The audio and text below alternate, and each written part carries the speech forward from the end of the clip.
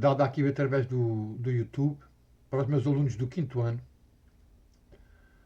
Tenho aqui o meu manual digital, onde os meus alunos já têm alguma prática em funcionar com ele, porque eu nas aulas utilizo com alguma frequência. Estas foram as matérias que nós já demos no primeiro período: o ambiente natural, primeiros povos, a Península Ibérica no mundo, as características naturais da Península Ibérica e a fixação humana. Depois falámos sobre o Império Romano, não sei se estão recordados. O Império Romano foi objeto do nosso estudo no final do segundo período, princípio do segundo, aliás, no final do primeiro, princípio do segundo. Os muçulmanos, logo a seguir, a civilização muçulmana, para depois podermos aprender como é que nasceu o nosso reino, o reino chamado Portugal, a formação de Portugal e já com a primeira dinastia em atividade, digamos assim, numa atividade que demorou vários anos, como vocês sabem, até a conquista definitiva do Algarve por Dom Afonso III. E agora, aqui são as matérias que nós vamos começar a dar através do meu CD. E não sei se estão recordados, era exatamente aqui que estávamos: Portugal no século XIII e XIV. E hoje a aula vai ser, o objeto da aula vai ser Portugal nos séculos XIII e XIV, o ambiente natural da Península Ibérica. Ok? Portanto, olhando aqui para o CD, o que é que vocês vão ter que saber no final desta aula? Ora, eu vou então aqui, no final desta aula, deverás ser capaz de... Aqui estão os objetivos da aula. Identificar os principais direitos e deveres dos grupos sociais nas terras distribuídas pelo rei. Relacionar as características naturais com o tipo de ocupação humana do território português. Identificar no espaço português do século XIII os tipos de relevo, os principais rios, os tipos de clima e os tipos de vegetação natural dominantes de cada área, não é? E ainda, identificar a importância dos rios como via de comunicação no século XIII. Ok, isto aqui, estes objetivos da aula poderiam ser, digamos que o próprio sumário, não é? Não tão extenso, mas mais reduzido. Vamos então iniciar a aula, sabendo já quais são os objetivos da mesma. Podemos agora então iniciar aqui. Se os territórios ficassem abandonados, podiam ser recuperados pelos muçulmanos. Os reis doavam as terras aos nobres e às ordens religiosas e militares como forma de compensação pela ajuda prestada nas lutas da Reconquista. Mas estes tinham a obrigação de as povoar com gente, defender e cultivar. Portanto, não se esqueçam, o rei era proprietário de todas as terras. Portanto, aqui vê-se logo no título a terra e a relação do rei com os diferentes grupos sociais. Porque era ele, não é? No fundo, o rei era ele que atribuía estas terras e rendas aos nobres, ao clero, e depois mais tarde também vão surgir os conselhos, que são terras dadas pelo rei, ou pelos grandes senhores, mas aos membros do povo. Aqui nesta aula nós vamos utilizar diversas vezes o nome das classes sociais existentes na época, o clero. Podemos ver aqui o significado da palavra. Clicamos aqui. O clero é o grupo social privilegiado que devia orar, ensinar e assistir os pobres e doentes. Portanto, a função principal do clero, já sabem, está relacionada com o serviço religioso, mas também com o ensino e com a assistência aos pobres e aos doentes. Ok? A nobreza. Nobreza, grupo social privilegiado cuja função era defender militarmente o reino. A função da nobreza era uma função militar, não é? Estes eram os guerreiros, eram os senhores da guerra. Eram eles que andavam com as armaduras e tinham as espadas e tinham vários cavalos. Portanto, eram homens que lutavam armados até aos dentes, podemos dizer assim, e eram homens que responsáveis pela defesa do território. Porque, no fundo, não era difícil conquistar terras. O difícil era depois mantê-las sob domínio cristão, não é? O que não era fácil, porque era preciso construir estruturas, castelos, igrejas, para que depois as pessoas pudessem, à volta desses castelos, desses mosteiros, dessas igrejas, pudessem construir suas casas de madeira, com tetos de palha. Não se esqueçam que as pessoas desta altura viviam com grandes dificuldades, especialmente o povo. é esse mesmo agora que vou falar. O povo, o grupo social não privilegiado, reparem, não privilegiado, ou seja, não recebia terras, nem recebia rendas, não tinha privilégios, cujos elementos se dedicavam a várias atividades e pagavam impostos ao rei e aos proprietários das terras que exploravam. Portanto, reparem, é o único classe social que trabalha para as outras duas. O clero tem a função de rezar, orar, ajudar os pobres, eu ensino, ensinar a ler e a escrever, o que era uma coisa muito rara nesta altura, não é? Ninguém sabia ler. O livro era um objeto misterioso no século XIII. Muito pouca gente sabia decifrar o que é que um livro dizia. E aqui o povo, então, como eu estava a dizer, acabavam por ter que sustentar as outras duas classes, a nobreza e o clero. Portanto, não se esqueçam, o povo, a grupo social não privilegiado, e o clero e a nobreza, grupos sociais privilegiados. O que é um grupo social? Conjunto de pessoas com características culturais semelhantes entre si e as diferentes de outros grupos sociais. Portanto, eles são, digamos que os membros do clero tinham todos os mesmos direitos, mas não eram os mesmos direitos do povo nem da nobreza. Cada classe social tem os seus próprios direitos e que podem ou não ser semelhantes. E aqui, por fim, grupo privilegiado. O que é que isto quer dizer? Privilégio. O privilégio é aquilo que os outros têm e que nós não temos. Chamamos isso um privilégio. Grupo social que possuía mais direitos do que deveres. Portanto, tinham o dever de defender a terra, mas tinham muito mais direitos. Recebiam impostos, podiam fazer o que queriam com as pessoas, aplicavam a lei nos seus senhorios, não pagavam impostos e ocupavam sempre os cargos mais importantes na administração do reino. E digamos que estes são os conceitos mais importantes para nós aprendermos nesta aula.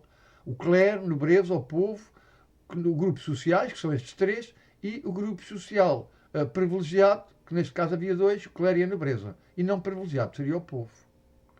O que é que nos pede aqui? E diz aqui a terra e a relação do rei com os diferentes grupos sociais. O povoamento das terras conquistadas aos mouros foi uma das principais preocupações dos reis. Lá está. Depois de conquistar as terras era preciso ocupá-las, era preciso cultivá-las e desenvolver, digamos que, atividades que trouxessem riqueza às populações. As populações tinham que se sentir seguras nestes territórios, nestes senhorios. O rei passou a distribuir terras pelos grupos sociais mais importantes, que são o clero e a nobreza. Para além das obrigações da terra, os grupos sociais tinham outros direitos e deveres. Faz corresponder a correspondência correta entre os grupos sociais e os respectivos direitos e deveres. Temos então aqui os três grupos sociais, a nobreza, o clero, o povo, e agora temos aqui uma série de afirmações que nós temos que encaixá-las, relacioná-las com os respectivos grupos sociais. Ora, possuíam muitas propriedades. Ora, tanto a nobreza. Quando ouvirem este tchim, já sabem que está certo. Quando ouvirem pom, já sabem que está errado. Cuidado porque eu também me engano. Sou apenas um professor, mas às vezes aqui o CD não corresponde àquilo que eu realmente considero que estaria correto. Já ontem na aula do sexto ano eu verifiquei ali uma situação que tinha a ver com a instabilidade social que eu considero certo e eles não consideram, mas pronto. Eu penso que não vai haver assim grande confusão. Mas reparem, não era só a nobreza que possuía então muitas propriedades. O clero também. Vamos fazer uma ligação então com o clero. Cá está o barulhinho a indicar que está correto. Agora, trabalhavam nas terras do rei, da nobreza e do clero. Ora, trabalhavam aqui, há só uma classe que trabalha, como eu já vos disse, e é esta. Então fazemos a ligação do povo aqui, esta frase. Não pagavam impostos. Ora, isto é um privilégio. Portanto, o privilégio é aquilo que os outros têm, não pagam impostos, e eu do povo tenho que pagar impostos. Ora, então quem é que eram os grupos que não pagavam impostos? A nobreza e o clero. Vamos fazer aqui a ligação. Recebiam impostos do povo. Ora, a nobreza recebia impostos do povo. E será que o clero também recebia? Vamos ver. Recebia, sim senhora. Lá está o privilégio. Não pagam impostos, recebem impostos. Aplicava a justiça nas suas propriedades. Ora, a nobreza podia aplicar a justiça nas suas terras. Está certo. E será que o clero também podia? Vamos ver. Também podia. Portanto, os grandes senhores do clero, os bispos, os abades, também podiam fazer justiça. Já sabem que é um tipo de justiça diferente.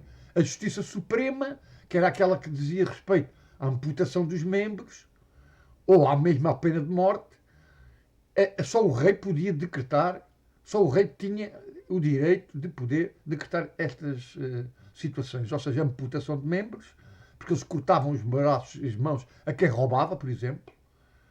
Se o indivíduo fosse reincidente, roubava uma vez, roubava duas, era-lhe amputado os membros. Portanto, a lei nesta altura era muito brutal, digamos que não havia meios termos. Portanto, as pessoas eram apanhadas e eram logo castigadas. Inclusive, nesta altura, era normal haver nos conselhos aquela tábua muito grossa, com 3 buracos, o do meio um buraco mais largo, onde se metia a cabeça, e depois os dos lados tinham os buracos mais curtos. As pessoas metiam os braços ali e aquilo era fechado com os cadeados e a pessoa ficava ali 3, 4, 5 dias ou até mais. Depende do castigo que apanhasse. Depende da gravidade do crime que cometesse. As pessoas passavam, cuspiam, chamavam-lhes nomes, atiravam pedras e as pessoas levavam ali no centro do concelho, presos ali durante dias para apanharem uma vergonha e não cometerem novamente os crimes. Agora, quem é que pagava impostos? É a última questão. Ora, eu já vos disse que a única classe social que paga impostos é o povo. Porque o povo tinha que sustentar as outras duas classes. Apesar dos diferentes direitos e deveres de cada grupo social, nobreza, clero e povo deviam fidelidade, obediência e ajuda ao rei. Estão a ver? Portanto, apesar de todos estes direitos, a nobreza e o clero tinham sempre que obedecer ao rei. O rei, digamos que era... todas as decisões passavam pelo rei. Não havia nada de importante que os reis não tivessem que decidir. Vamos passar então aqui ao ponto 2.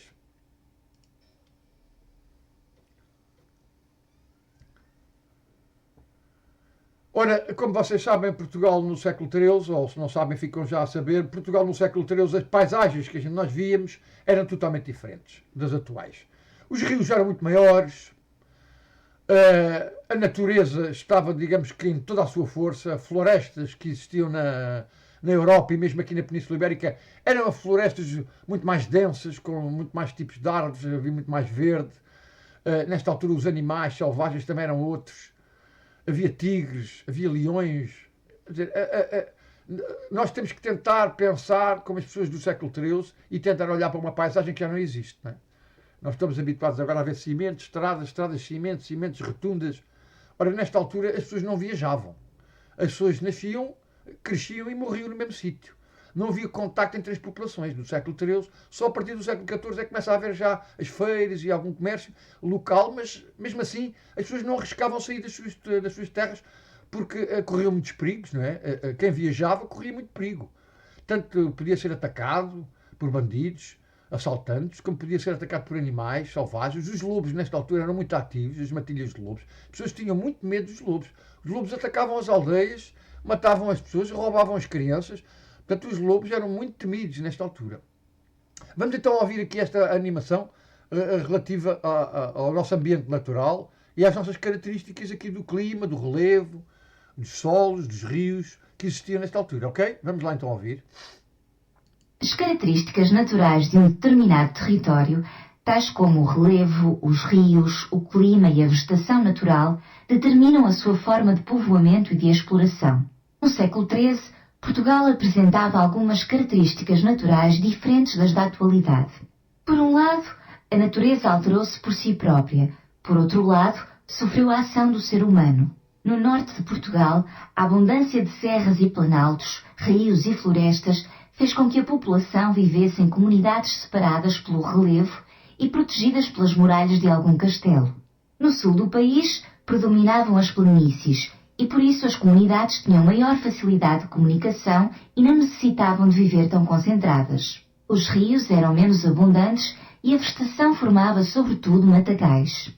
A exploração dos recursos naturais em todo o território era variada, começando pela agricultura e pastorícia, passando pela pesca, exploração florestal e artesanato. No litoral, devido à proximidade do mar, as povoações podiam dedicar-se também à salicultura, à pesca e ao comércio marítimos.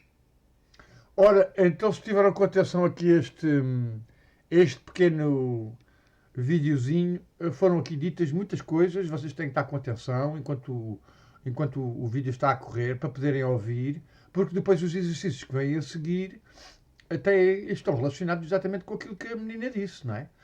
Com este texto. Este texto fala-nos então as diferenças entre o norte e o sul, o norte muito mais montanhoso, as populações tinham que viver mais juntas, em aldeias e aldeamentos.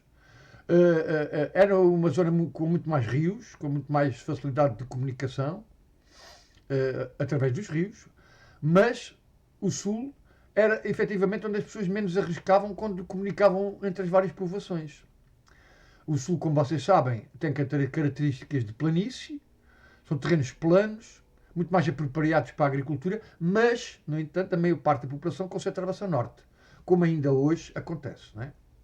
Fala-se então que no norte predominava sobretudo a agricultura, a pecuária, que é a criação do gado, não é? Pastorícia. Ao longo de toda a linha da costa, que são 800 km de costa, tanto na parte virada para o oeste como na parte sul da Península Ibérica, nós temos então estes 800 km de costa, portanto é normal que as nossas populações sempre estivessem habituadas à pesca. Portanto, a pesca sempre foi uma atividade ligada, desde que há seres humanos na Península Ibérica, que existe pesca. Porquê? Porque efetivamente o Oceano Atlântico é um recurso natural, não é? Como vocês sabem. Não fomos nós que o pusemos lá, ele já lá está. Por isso é que a gente chama recursos naturais. Foi a própria natureza que criou, não foi o homem. A pouco e pouco o homem vai alterando estes recursos naturais, vai começando a plantar cereais, vai começando a plantar outro tipo de plantas e a vegetação natural vai-se alterando, vai modificando, porque nós vamos ocupando as terras para a agricultura e para a criação de gado.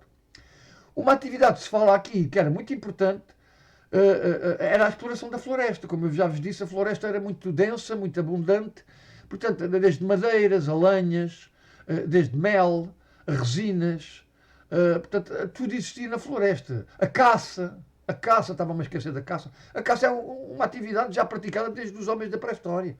Portanto, a caça era muito importante para a alimentação. Estes homens eram bons caçadores. Nesta altura, a caça era usada como armadilha ou então caça em grupo. Fazia-se cerco aos animais, chamadas as caçadas, como ainda hoje se faz, não é? Todos sim, mas não se assustem que isto é uma tosse, tem a ver com os cigarros.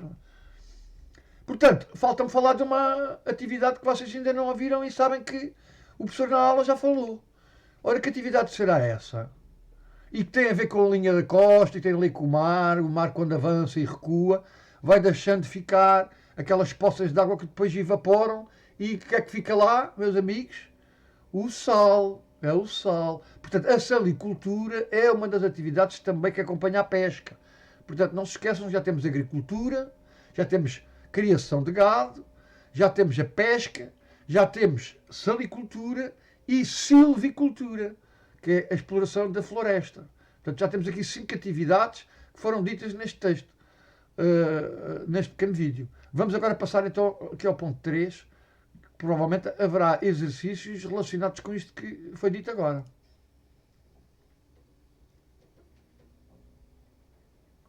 E cá está. Portugal no século XIII, o relevo. Lá está, a zona do norte, muito mais montanhosa. Vejam aqui, zonas acima de 700 metros de altura. Aparecem aqui Monte Zunho, Laroco, Marão, Monte Muro, Estrela, Serra da Estrela, Açor, Malcata, Lousã. Tudo isto são serras, porque têm mais de 700 metros.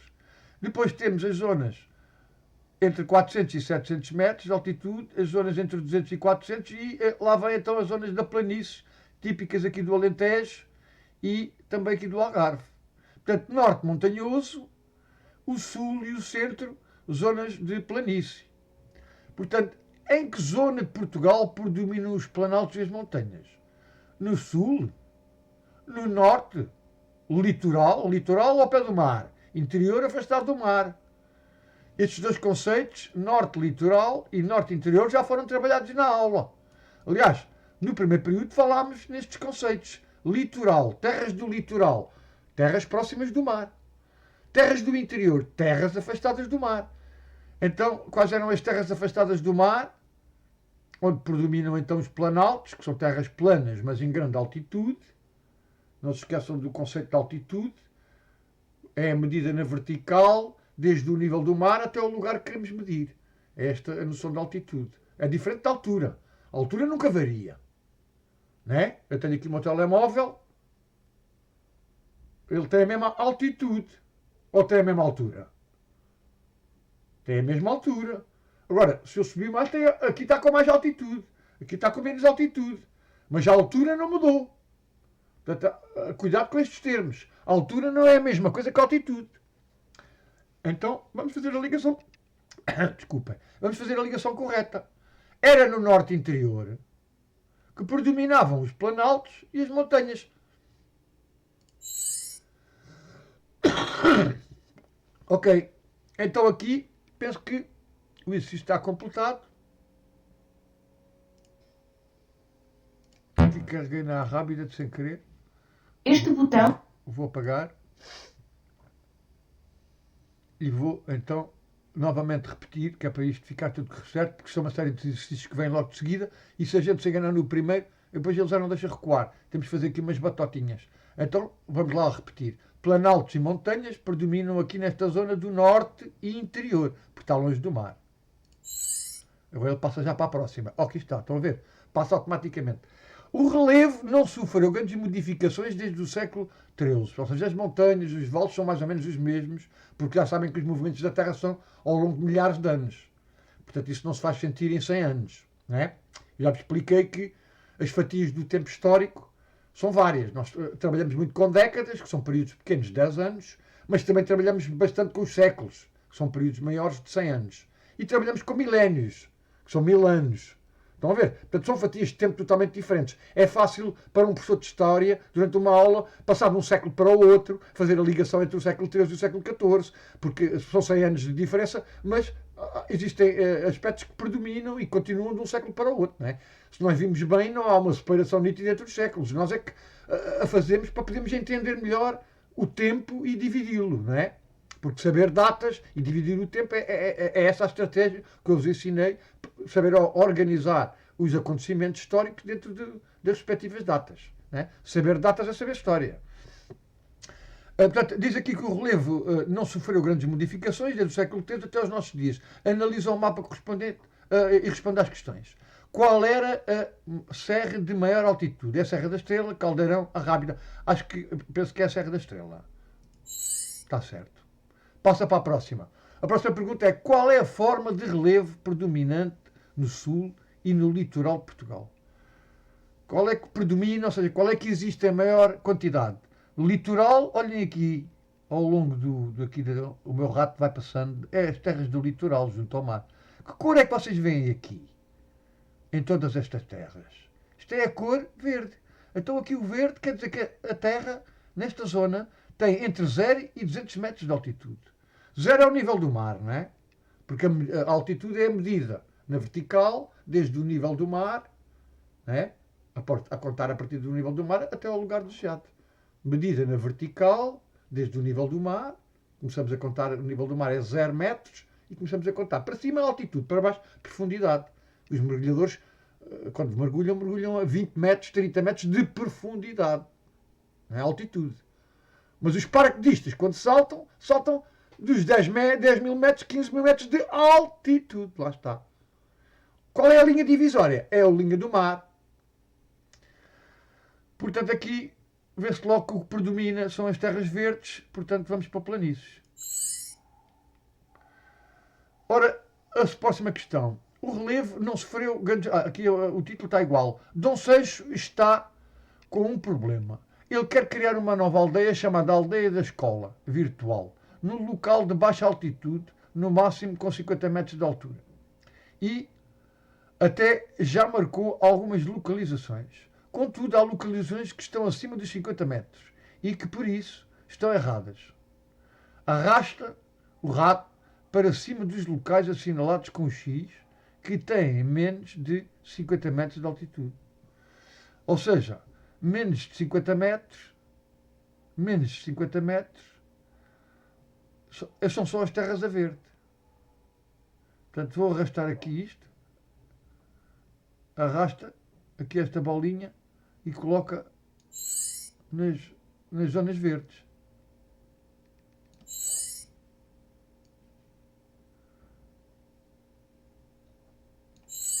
As localizações que assinalaste são todas abaixo dos 50 metros de altura.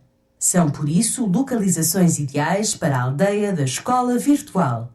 De facto, nos locais com menor altitude há mais população, pois as condições são mais favoráveis. O relevo é menos sinuoso, os trajetos e a circulação de pessoas é mais fácil, a prática da agricultura é mais rentável, pois os terrenos são mais amplos e fáceis de trabalhar. Ora, cá está então a informação que nos dão. Porquê é que nós vamos então construir aqui a aldeia virtual, ou seja, a aldeia, aqui como estamos ao pé do Rio Douro, essa aqui seria a aldeia do Porto, mais tarde se virá a chamar o Porto, aqui temos Aveiro e aqui o Rio Mondego, Coimbra. Portanto, estas são as zonas onde efetivamente vão começar a aparecer as primeiras populações, ao pé do mar, como eu já vos tinha dito, por causa da atividade da pesca e por causa de efetivamente ser mais fácil a comunicação através dos rios. Se quiserem, eu posso repetir aqui novamente aquilo que é dito relativamente aqui a estas ocupações onde vão surgir as primeiras aldeias. As localizações que assinalaste são todas abaixo dos 50 metros de altura. São, por isso, localizações ideais para a aldeia da escola virtual. De facto, nos locais com menor altitude há mais população, pois as condições são mais favoráveis. O relevo é menos sinuoso, os trajetos e a circulação de pessoas é mais fácil, a prática da agricultura é mais rentável, pois os terrenos são mais amplos e fáceis de trabalhar. Estão a ver? Até aqui que vão surgir os primeiros aldeamentos, ou seja, vão começar a haver mais pessoas aqui do que na zona interior. Que é o que existe hoje, né? A população concentra-se toda aqui no litoral, como vocês já sabem, e o interior atualmente até está bastante abandonado. Ok? Vamos então aqui, uma vez ouvido aqui 2 vezes, penso que já ficaram aqui bastantes ideias nas vossas cabecinhas. Estão com atenção à aula. Vamos passar ao ponto 4. Ora, observa o mapa ao lado e seleciona as hipóteses corretas. Portugal no século XIII, os rios. Aqui é para ampliar. Os rios do norte, há muito mais rios a norte do que a sul. Vejam aqui os rios do norte. Vou aqui diminuir um bocadinho. Estes rios, no meu tempo de aluno, nós tínhamos que os saber todos. Vocês agora só têm que saber os principais. O Rio Minho, que faz fronteira com a Espanha, né? Rio Minho. Portugal começa a fronteira de Portugal a norte, é o Rio Minho. O Rio Lima, o Cávado, o Rio Ave, o Tâmega, o Douro. Vejam que este é muito mais grosso, porque é maior. Depois abaixo do Rio Douro, o Voga, o Mondego, que é o rio que passa por Coimbra. Deviam ir lá quando puderem, é muito bonito ver o rio Mondego a partir de Coimbra. E depois cá para baixo, como vocês começam a ver, só temos rios grandes, só temos o Tejo, o Soraya, que é um rio que corre ao contrário dos outros. Vejam aqui, ele tem 2 ramificações, uma vai para Corujo, outra vai para o Sado. E aqui vai para o Sado, não, que o Sado começa aqui e depois temos aqui o rio Guadiana, que faz fronteira a este com a Espanha, o rio Mira, o rio Arado, que está aqui, diz aqui o Silves, não vem aqui o nome do rio, e falta aqui, o Guadiana está aqui. Há aqui mais uns rios no Algarve pequeninos, mas já sabem que são rios, não são bem rios, são riachos, né? Não se considera. A legenda, eu vou pôr isto mais pequeno, vou pôr isto mais pequeno, para a gente ler a legenda. Portos do século XIII, parte do rio navegável, grande parte destes rios eram navegáveis, até mesmo quase até à Foz, e aqui este sinal significa que é um rio principal. Aqui no glossário, antes de começarmos com o exercício, a gente tudo fala em rios, há aqui várias coisas que vocês têm que ter a noção. Um rio, como vocês sabem, os rios não podem subir as montanhas, não é? Os rios não podem desafiar a gravidade. Portanto, os rios só podem desviar-se das montanhas. Portanto, geralmente os rios obedecem o caminho do relevo. É o relevo, ou seja, as montanhas, que determinam o caminho que os rios seguem. Portanto, os rios são, de certa maneira, obrigados a seguir certas direções devido ao relevo. Dentro do rio há várias coisas a considerar. Há o caudal, tem aqui já a noção, quantidade de água que passa num determinado local do rio, por unidade de tempo. O Rio Douro, por exemplo, é um rio que tem um caudal bastante mais reduzido do que, por exemplo, o Rio Tejo. Não é? O Rio Tejo é um rio muito grande. Mas depois temos também outro aspecto relacionado que não é com o caudal, que é a profundidade do rio. Os rios, quanto mais profundos, maior é a correnteza. Portanto, o Rio Douro tem uma corrente muito mais forte, é um rio muito mais, que corre para o mar com muito mais velocidade do que o Rio Douro, que chega ali, o Rio Tejo, que chega ali àquela zona de Lisboa, espraia-se, expande-se, estende-se ali e começa a ter poucas correntes.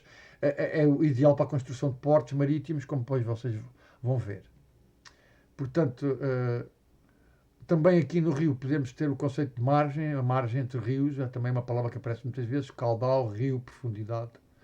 Mas eu depois vou passar mais para a frente exercícios relacionados com estes conceitos. Vamos então passar aqui à realização do exercício. Os rios no século XIII eram importantes meios de... E agora quais são as opções que nos dão? Eram meios de comunicação? Eram meios de transporte? Ou de confusão? Ora, confusão não é de certeza. Transporte, não havia meios, portanto, só havia os barcos e as barcaças. Eu acho que a palavra comunicação é a que entra aqui. O que é que vocês acham? Vamos experimentar a comunicação? Está certo. Portanto, no século XIII, os rios eram importantes meios de comunicação. Por eles navegavam barcos desde a Foz até quase à nascente. Os rios podiam ter um duplo significado, podiam ser barreiras naturais e também vias de comunicação. Para fazer a comunicação de uma margem para a outra, os homens construíram estradas. Ora, construir estradas nos rios não dá lá muito jeito. Talvez casas também não, que aquilo vai logo ao fundo. Eu penso que aqui vê-se logo, não é? Construção de pontes. As pontes ligam os rios. A maioria dos rios portugueses já foi linha de fronteira. O rio Guadiana, Tejo ao Minho. A norte. Ora bem, a norte só pode entrar o Minho. E a norte, o rio Minho a norte e o a sul. Ora, vamos lá ver qual é o que está aqui a sul. Eu penso que é o Guadiana. Ainda fazem atualmente a fronteira com a Espanha. Em Portugal há mais rios no norte, no sul ou no centro? Olha, no sul não há, como vocês veem aqui, logo na imagem, há muito poucos rios por causa da secura das terras. No centro há alguns, mas no norte vejam a quantidade de rios que aqui temos. Eu vou até ampliar para vocês verem bem a quantidade de rios e ribeiras que existem por aqui. Portanto, meus caros amigos, em Portugal há muito mais rios no norte do que no contrário do norte, sul. Vamos ver aqui uma pequena animação. Nos rios, a grande diferença dos dias de hoje para o século XIII é que estes eram navegáveis até regiões bastante distantes da Foz. Por isso, para além dos portos da zona costeira, muito mais recortada do que atualmente, havia também portos em regiões do interior. Com o passar do tempo, a acumulação de areias na costa e no fundo dos rios provocou o alinhamento do litoral e tornou os rios inavegáveis. Pois cá está um fenómeno que até o nosso rio Arado também está a sofrer, não é? Que é o assoreamento, a areia vai-se juntando com as correntes, com as subidas da maré e chega a uma altura, é tanta já a areia que os rios, os barcos não conseguem passar e começam a encalhar. Isto aconteceu ao rio Arado. Aliás, é essa a razão pela qual se explica o aparecimento de Portimão. Porque o comércio era todo feito em Silves, o rio Arado era navegável até Silves, havia um grande porto em Silves, no século XIII, e em Portimão não. Portimão vai começar a crescer quando o rio deixa de ser navegável até Silves. As pessoas de Silves ricas, que tinham armazéns, que tinham comércio, começam a abrir lojas e os seus armazéns, os seus locais de comércio cá mais abaixo, ao pé da Foz, e é aí que aparece Portimão. Se vocês virem a parte velha ali de Portimão, que é a parte da zona das Sardinhas, aí é que estão os edifícios mais antigos de Portimão. Foi aí que nasceu Portimão, ok? Ali ao pé da estação, aquela zona ali ao pé do rio. Ok, aqui penso que este exercício também já está realizado. Qual é o glossário que nos aparece aqui? Já vimos, caudal. Vamos seguir então para o quinto. O exercício número 5. Ora aqui, vamos ver aqui, recorda. Vamos ver aqui uma pequena zona, uma pequena animação para recordarmos as matérias que demos no primeiro período, que vocês depois entram por um lado e sai pelo outro. Ou seja, não se esqueçam que ao nível do planeta, como eu já vos ensinei, há apenas 3 zonas climáticas. A zona quente, que passa aqui pela zona do Equador, que é a zona mais ensolarada, digamos que os raios solares atingem a Terra aqui de uma tal forma que aquece toda esta zona. Aqui é o Trópico de Câncer e este é o de Capricórnio, ou seja, zonas tropicais, zonas quentes, onde só existe uma estação, que é o verão. Depois, nas zonas intermédias, ou seja, entre as zonas frias do Polo Norte e do Polo Sul, temos as chamadas zonas temperadas, onde está localizada a nossa Península Ibérica. Nós estamos na zona temperada do Norte, mas também existe uma zona temperada do Sul, que é quase toda ela constituída por oceano.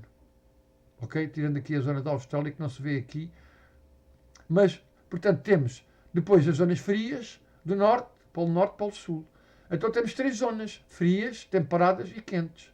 Vamos lá ouvir aqui o que é que nos diz aqui esta ave rara. A Terra é constituída por várias zonas terrestres. A Península Ibérica situa-se na zona temperada do Norte e por isso tem um clima temperado e 4 estações do ano: a primavera, o verão, o outono e o inverno. De qualquer modo, isto não significa que o clima seja exatamente igual em todos os locais da zona temperada, nem em todos os lugares da Península Ibérica. Portanto, o que é que nos diz aqui esta ave rara?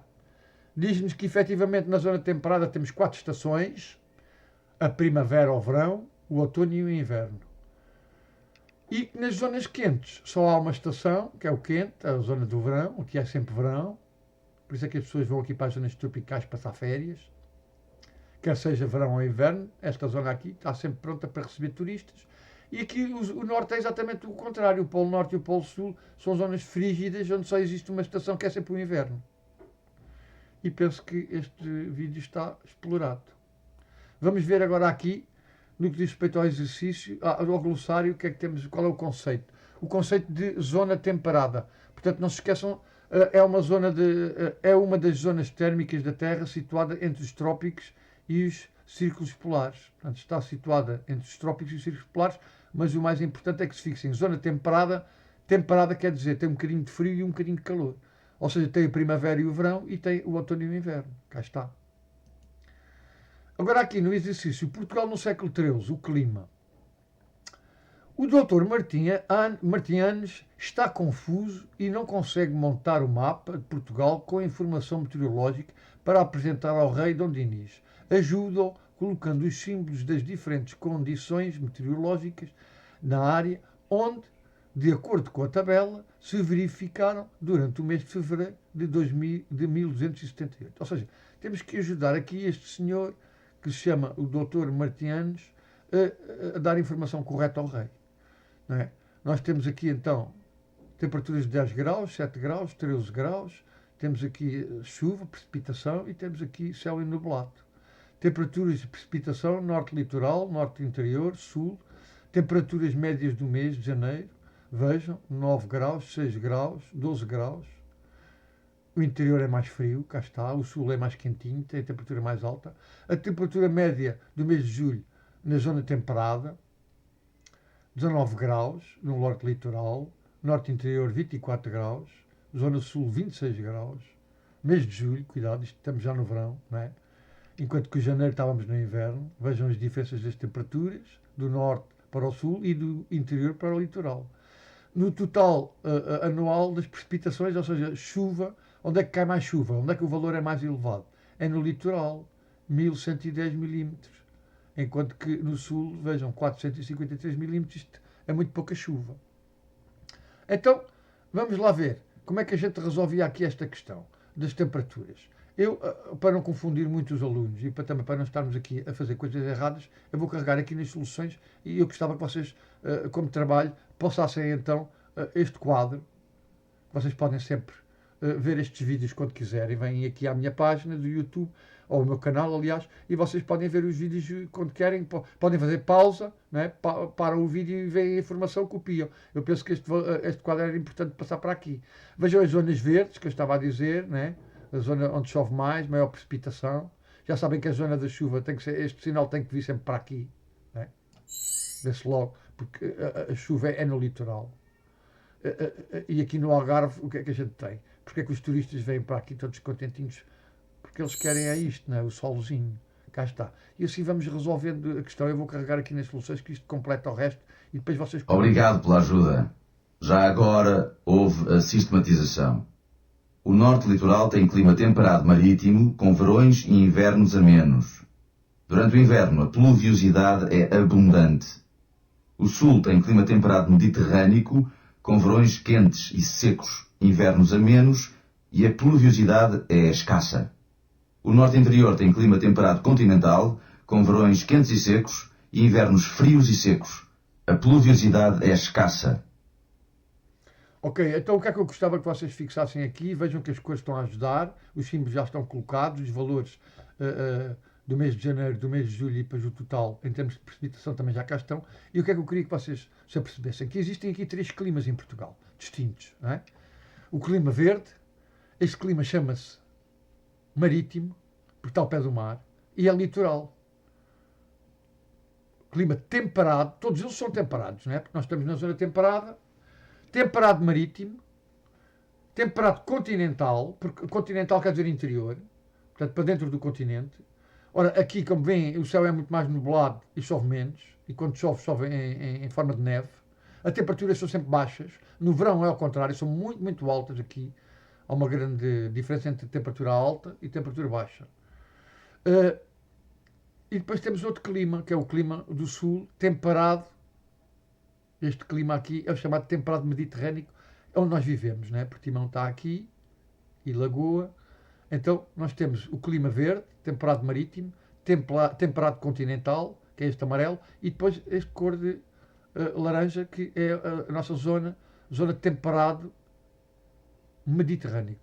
Marítimo, continental e mediterrâneo. Temperado marítimo, temperado continental, temperado mediterrâneo. Vejam as temperaturas médias, aqui é muito mais alto, muito mais quente. Ok? O glossário, no que diz respeito aqui, zona temperada, acho que esta zona, já tínhamos visto, mas não importa, vimos mais uma vez. Não se esqueçam que zonas temperadas são as que têm 4 estações. Portanto, recebem influências do norte, frio, mas também do Equador, quente. Ok, vamos então avançar aqui para o último exercício. E o que é que diz aqui? Já falámos dos climas, já falámos nos rios, já falámos no relevo, nas altitudes. E agora diz aqui, Portugal no século XIII, a vegetação natural, cá está a vegetação que existia na Península Ibérica. Ela é a vegetação natural, ok? Portanto, existia já. A vegetação natural de Portugal no século XIII era diferente da atual, pois a ação do ser humano foi transformando a paisagem, ora eliminando áreas verdes, ora introduzindo novas espécies vegetais.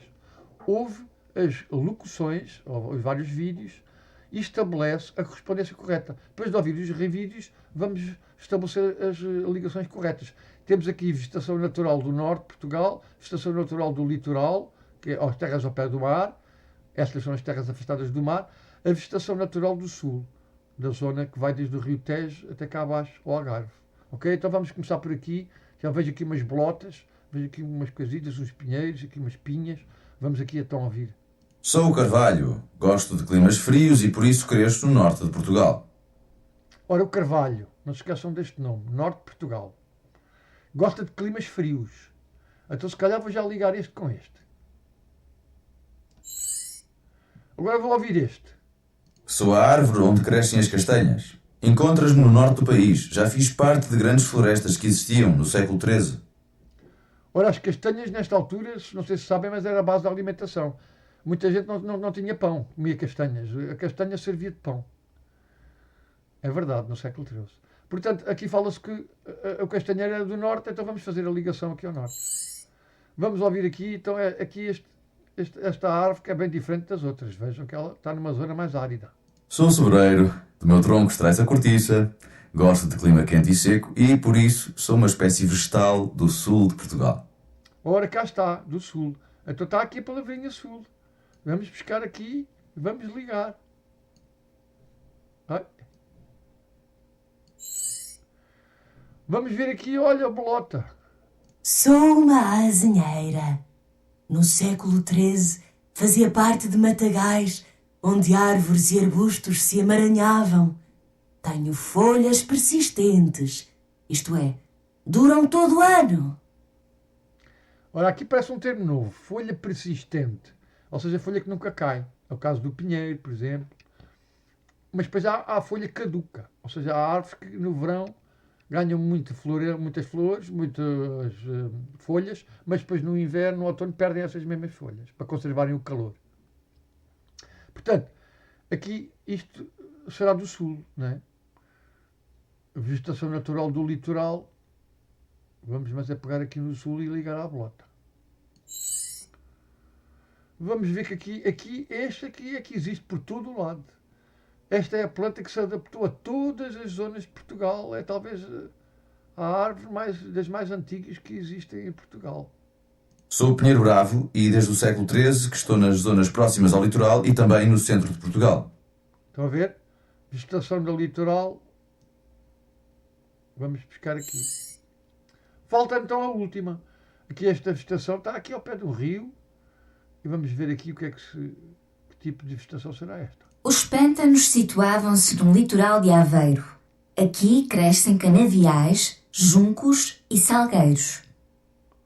Ora, na zona de Aveiro, os canaviais são muito importantes. E não se esqueçam que as canas eram fundamentais para a construção de uma série de coisas, casas, janelas, etc, etc. Madeira e canas.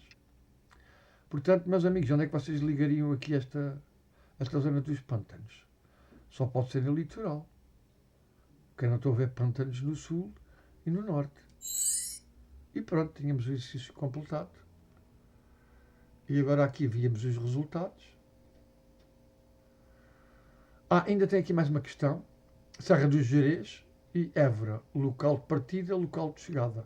Atlas, o Fernão, que mora num casebre na Serra dos Gerês, vai fazer uma visita ao seu padrinho, Frei Bernardo, o Gordo, à Vila de Évora. Como a viagem é demorada, faz uma lista sobre alguns dos desafios que vai ter que enfrentar para chegar ao seu destino. O início da sua viagem é no dia 3 de março, na quaresma de 1253. Ajudam nesta tarefa preenchendo os espaços em branco e selecionando as opções corretas. Local de partida, portanto, ele parte da Serra dos Gerês. Como é que é aqui o relevo? É planalto? É planície ou é serra? É serra. Évora, local de chegada. Ele vai chegar a um planalto, a uma serra ou a uma planície? Évora é plano, está no Alentejo. Clima. Ora, clima na zona montanhosa, temos aqui 12 graus, 30 graus, 50 graus. Qual é o mais frio? O mais baixo, 12 graus. Vem da serra e vai para Évora. Évora, já sabem que é uma zona muito quente. Aliás, foi a zona onde eu experimentei a maior temperatura, 40 graus, em que nem sequer a água se conseguia beber das torneiras. A água estava quente, vinha a ferver. Portanto, eu lembro-me de ter passado um verão terrível em Évora, porque o calor era insuportável.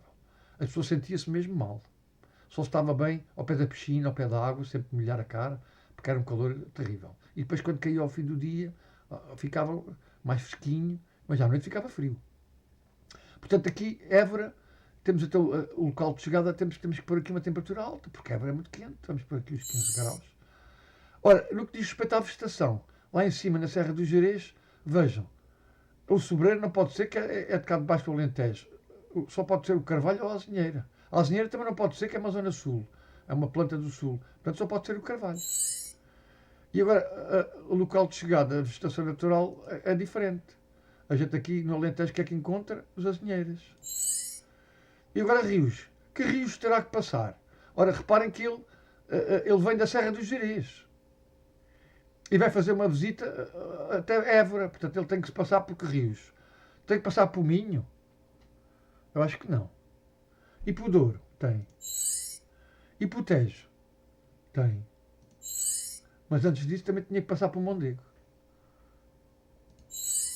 Ok. Então temos a resposta aos 3 rios já marcados. E temos a aula quase completada. Vamos agora só aqui ver os resultados. O meu gato está a chamar por mim. Aqui foi onde eu me enganei e o resto, como vocês podem estar a ver, acertámos em 100%, quer dizer que tivemos 88%. Quem fez estes exercícios comigo pode sempre ver aqui a média que ficou. Mas isto depois, já sabem, eu tinha que ter uma impressora. Portanto, não se esqueçam que os objetivos da aula era identificar os principais direitos e deveres dos grupos sociais, que foi a primeira parte da aula, nobreza, clero e povo, os privilegiados e não privilegiados, relacionar as características naturais com o tipo de ocupação humana, onde é que as populações se vão fixar, as zonas do litoral, ao pé do mar, especialmente ao pé dos grandes rios. É aí que vão surgir a prática da agricultura, da pesca, salicultura, etc. Identificar o espaço português do século XIII, já falamos no relevo, as montanhas, os rios, os climas, né? Não se esqueçam que estamos na zona temperada, temos 3 climas na Península Ibérica, temos a zona temperada mediterrânica, que é onde vivemos, a zona temperada marítima ou atlântica e a zona temperada continental, que é a zona mais fria, a zona das montanhas. Por fim, o último objetivo era identificar a importância dos rios como via de comunicação no século XIII. Penso que vocês já perceberam que os rios são fundamentais e é por isso que se vão construir lá as principais aldeias. Ok, então eu dou por terminada, porque já vai longa a aula. E já sabem, vai ficar aqui no YouTube, no meu canal. Podem visitar a aula quando quiserem e voltar aqui a estudar e a rever os assuntos. Ok? Então fiquem em casa, seguros. Espero que estejam todos bem, vocês e as vossas famílias. Um beijinho muito grande. Abracinhos para todos. Tenho muitas saudades vossas. Já sinto até vontade de vos ouvir gritar e pular. Vejam como o tempo passa e como as coisas mudam. Tenho vontade de vos abraçar e ouvir outra vez os vossos gritos, os vossos barulhos. Já estou aqui fechado em casa, já vai para o 5º dia. E mantenham-se seguros, mantenham-se em casa, estudem, porque se Deus quiser, isto vai passar e vai tudo correr bem. Ok? Beijinhos para todos.